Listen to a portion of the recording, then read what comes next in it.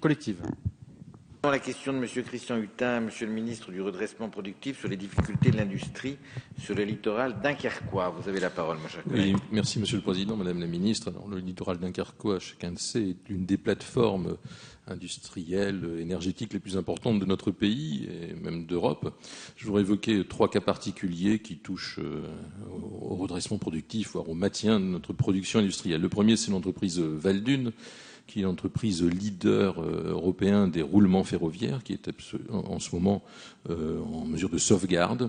C'est près de 500 emplois dans le Nord-Pas-de-Calais, 179 dans le Dunkerquois. Et elle a vu ses marchés s'effondrer du fait en particulier au niveau du fret, au niveau du transport de personnes, en particulier du fait que la SNCF ne l'a pas gardé dans ses appels d'offres. Alors je tire la sonnette d'alarme, on peut le dire, dans ce cas particulier, pour dire que là il est une question de patriotisme économique, et c'est quelque chose d'essentiel, alors que cette entreprise est une entreprise extrêmement performante qui exporte et qui vend à l'étranger. Mais quand la SNCF peut aider une entreprise française, ça me semble extrêmement important. Deuxième domaine, Aluminium Dunkerque. Je sais que Monsieur le ministre du redressement productif est très sensible. Ça, il ne reste que 2 entreprises de production d'aluminium en France, à Saint-Jean-de-Maurienne et à Dunkerque. Monsieur le ministre, par son volontarisme, a sauvé, il faut le dire clairement, l'entreprise de Saint-Jean-de-Maurienne, puisqu'il a trouvé une solution. À Dunkerque, il y a un contrat. Ces entreprises consomment énormément d'électricité. Une bonne partie d'une tranche de la centrale nucléaire de Gravelines sert à fournir Dunkerque, Aluminium Dunkerque.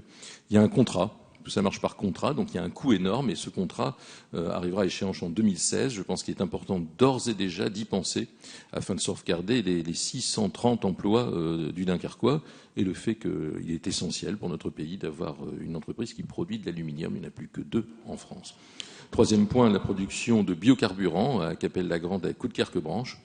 Alors ce sont des entreprises industrielles qui sont liées des définitions de schéma, c'est-à-dire un pourcentage d'ajout de biocarburants dans d'autres carburants.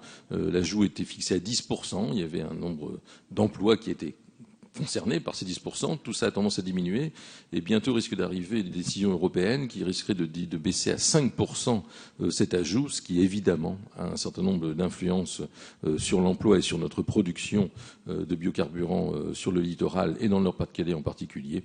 Je voudrais donc attirer votre attention sur ces 3 cas, mais qui sont particuliers, mais qui sont particulièrement exemplaires. Merci, Madame la Ministre. Vous avez la parole. Monsieur le Président, Monsieur le député, vous interrogez Monsieur Arnaud Montebourg sur les difficultés que traverse le bassin industriel dunkerquois et notamment sur la situation des entreprises Ascométal, Valdune, Betafans et Rio Tinto.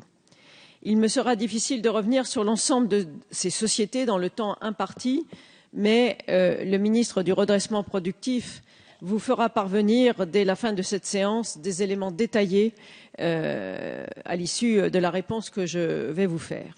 Avec environ 1900 employés, Ascométal est une importante société sidérurgique à l'échelle européenne. Sa capacité de production s'établit environ à 700 000 tonnes par an, réparties sur 6 sites, dont 3 disposent d'une aciérie électrique à Gondange, Fos-sur-Mer et donc les dunes à proximité de Dunkerque qui vous intéressent plus particulièrement.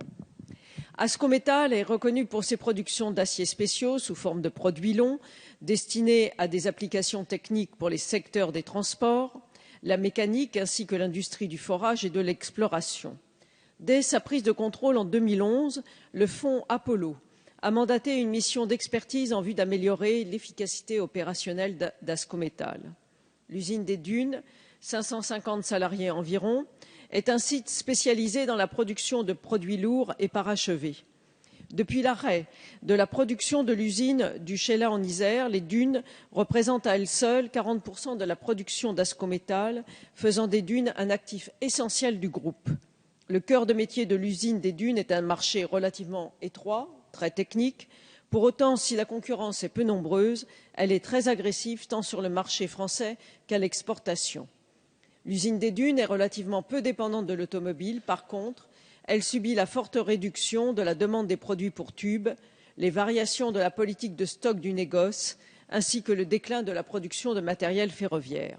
Par conséquent, au sein du groupe Ascométal, l'usine des Dunes ne semble pas, en l'état, menacée. Cependant, Même si le groupe tire son épingle du jeu grâce à une métallurgie très haut de gamme et innovante, une gamme étendue de produits et ses possibilités de parachèvement, il fait face actuellement à d'importantes difficultés financières liées à son niveau élevé d'endettement. Les services d'Arnaud Montebourg sont pleinement mobilisés sur ce dossier et participent activement à la recherche d'une solution, préservant à la fois les emplois et les activités du groupe. Le temps nous étant compté, je ne pourrai pas vous répondre de manière aussi détaillée sur les autres dossiers industriels d'importance que vous avez évoqués.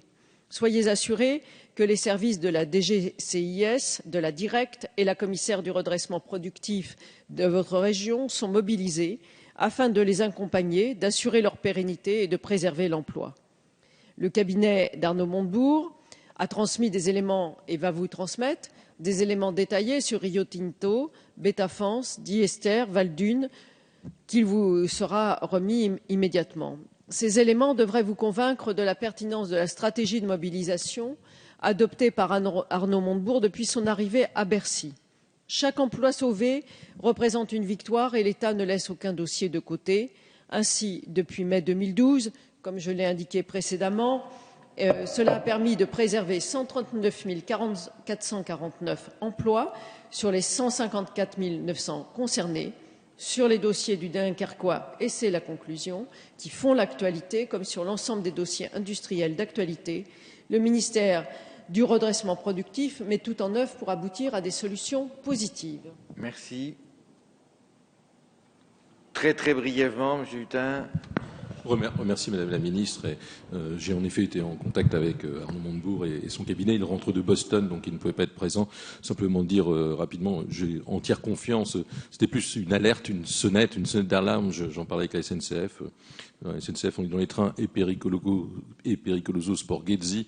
Il peut être dangereux parfois de se pencher à la fenêtre. Alors regardons la fenêtre avant qu'il nous arrive quelque chose. Voilà.